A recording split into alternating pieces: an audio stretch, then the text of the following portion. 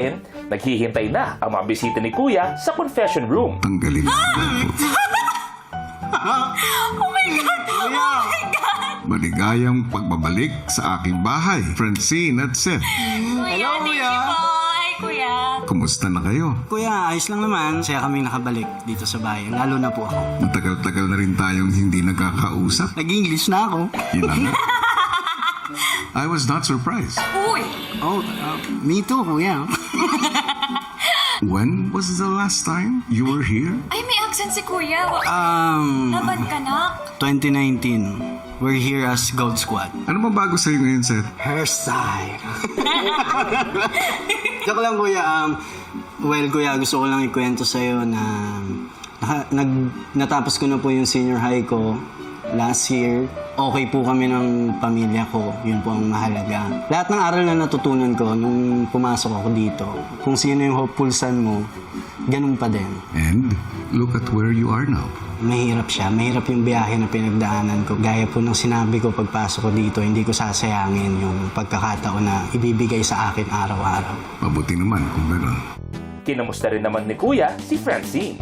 I think nung huling bisita po namin dito after nun, masasabi ko naman pong mas nag-mature po ako. May mga lessons na natutunan. Masaya po na ngayon may natapos na po kaming mga proyekto din at na-excite din po kami i-share sa inyo yun, Kuya. Sige nga, bigyan niyo ako ng bahagi nito. Meron kaming ginawang project or Regalo.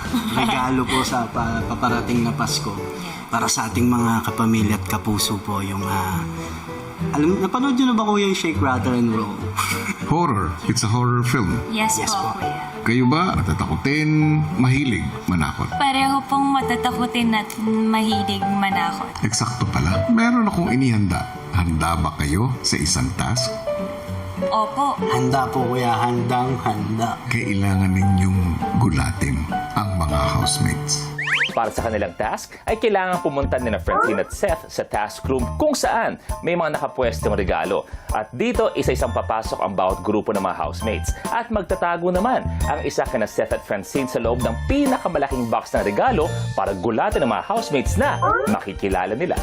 Kapag nagtagumpay kayo, isang Christmas salo-salo ang may bibigay ko sa inyo. Kasama siyempre ng mga housemates para mas makilala niyo sila.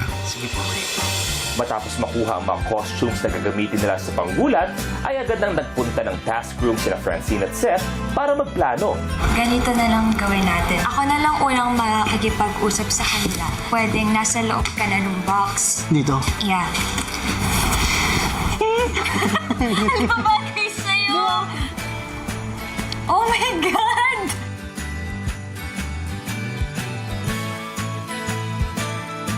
Ilang saglit pa, pinatawag na ni Kuya ang unang grupo, ang Interlinked Minds. On Skibbity, bro. We gotta go in.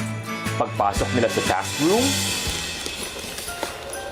Hi! Hello! Starstruck po talaga ako, kuya, na grabe naman, kuya, yun. Binibiglaan niyo po kami. Hi, guys! Oh, hindi tayo nakaayos. Hello!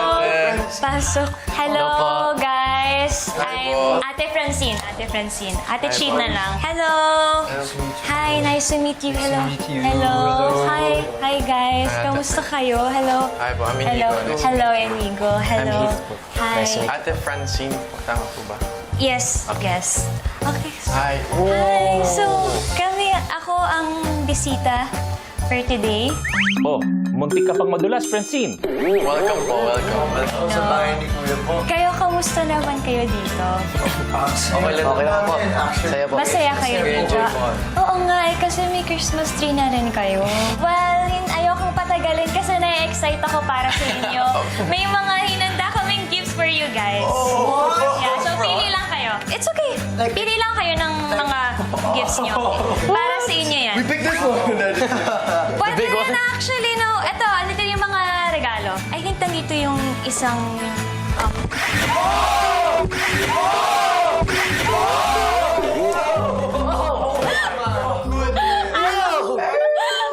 Paglabas mo na kami. Kuya, Seth? Yeah. Uy, nahulog sila! Sabi ko pa naman, piliin yung malaking baso.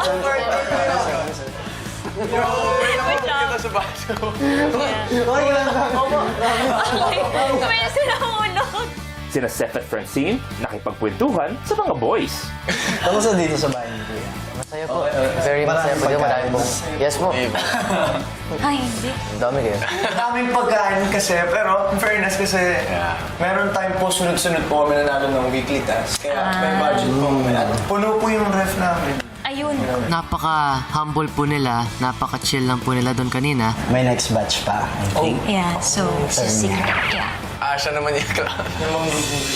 Ilang saglit pa ay nagbigay ng hudyat si Kuya para pansamantalang iwan ng boys ang mga bisita.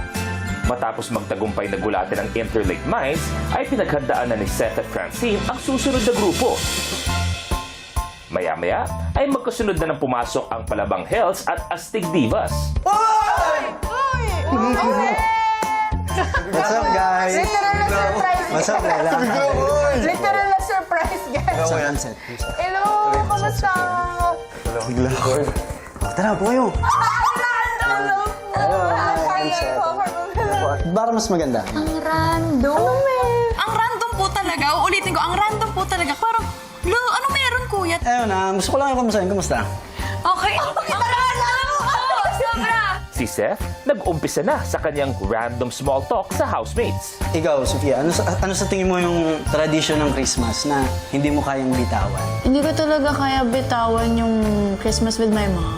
Pero this year, mabibitawan ko talaga. Malay mo, ikaw, Lela. Salo-salo. Salo-salo. Pero kamusta yung bahay ni Kuya? Masaya. Masaya naman po, Kuya. Sino naging task leaders? Kamusta mga task ni Kuya dito? Si Lee and I.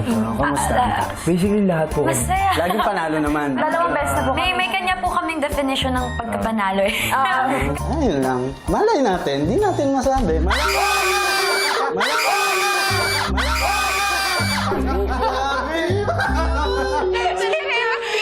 Talaga yung natakot ko Hello. Hello. Hello.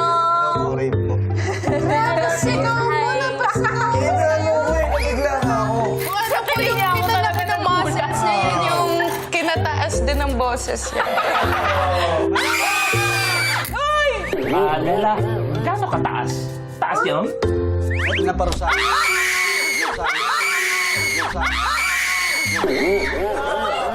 Takot ako kasi nahulog ako, Kuya. Pag ganun yung tulak ni Ashley papunta sa akin. Oo, Shin! Oh my gosh! Ang lala! Saks, nagulat lang po, Kuya. Kuya, saks lang naman Ganda mo! Gulat ako, Kuya, kasi sobrang ganda niya! Sobrang ganda po ni Ate Francine! Hello guys! Merry Christmas! So sweet! Pero Halloween talaga. Huling pumasok ang grupong Big Back Dreamers. Hello, Crystal, Joaquin, Caprice, and Princess. Kamusta naman kayo? Okay naman. Tagal na kayo dito? 48. 48 days. Kamusta naman ang 48 days nyo so far? Saya. May tagapagluto kayo? Sofia siya. Sige lang, Francine. For the chika ka dyan. Hindi sila magtinala. May mga Christmas wish ba kayo? Ikaw muna, anong pinaka-wish mo ngayong Pasko? Ako, I'm not really materialistic, so I really just wish to be genuinely happy. Bakit? Hindi ka ba happy? No, like happy naman, but yun na naman talagang wini-wish ko every year. And not just me, but you know, the people around me as well. Yung kasayahan mo din naman. nila. Ikaw, Joaquin, anong Ako? Christmas wish mo? Same lang. Like, gusto ko makita ko yung pamilya ko or kahit isang magulang. Masaya na ako dyan. Ikaw, Caprice. Ako ate, maayos na salo-salo para sa aming lahat. Kasi syempre ngayon lang kami magki-Christmas na wala yung family namin. And ngayon pa sa bahay ni Kuya. Kayo ang family dito sa bahay ni Kuya. Ikaw, Princess. Ako naman po same lang sa kanila, pero gusto ko po talaga kahit video greet lang. Makakuha ako sa family ko. Wait lang. Parang sobra na sa chika. Nasaan na ba si Seth? Ngayon, nagkakakilanlan na kayong lahat.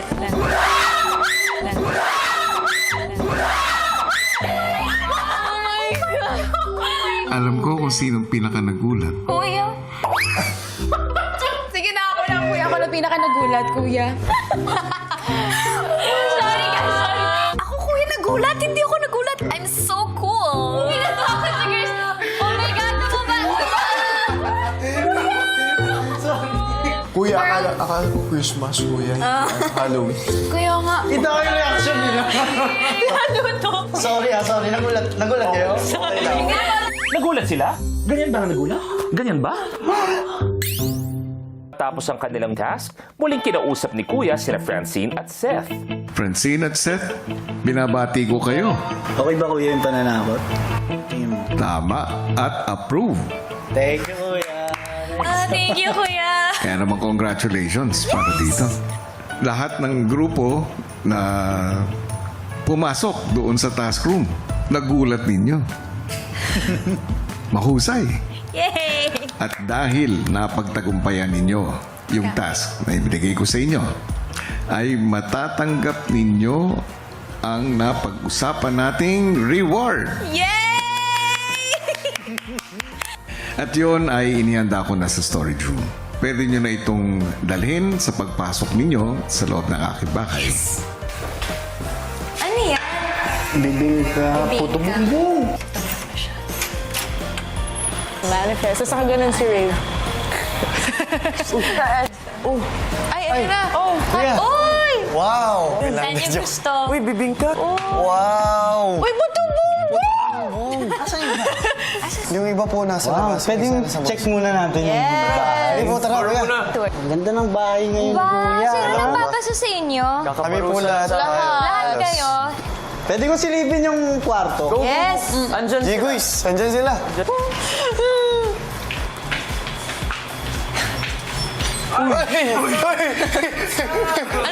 Mga chromatic